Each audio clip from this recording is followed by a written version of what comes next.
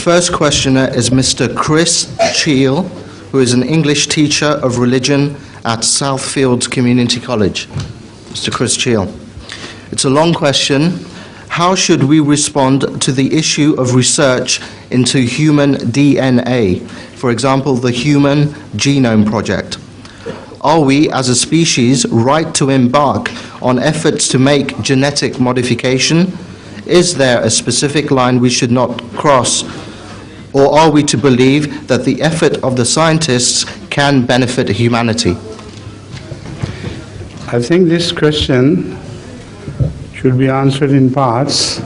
You better remind me which part is left out, unfortunately. First of all, about the genetic engineering, I must quote the Holy Quran first, which speaks of so many other scientific discoveries of the future, but with no warning at all, except for genetic engineering. The Holy Quran clearly speaks that Satan will induce people to create new life on earth against the life of Allah.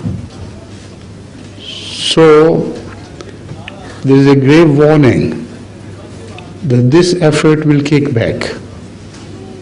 So about the genetic engineering, I always advise Ahmadi genetic engineers that they could participate in it only as much as it promotes the creation of God. But when it is turned against the creation of God, in the sense, for instance, that when attempt is made to create new animals and bugs, etc., then that would be a disservice to humanity. It will kick back in the long end, and it may destroy their own creators, what they create. So that much is for the genetic engineering. And the next question, next part of the question, please. It started with how should we respond, and then is there a specific line we should not cross? I think I have already answered this question. I always advise Ahmadi genetic engineers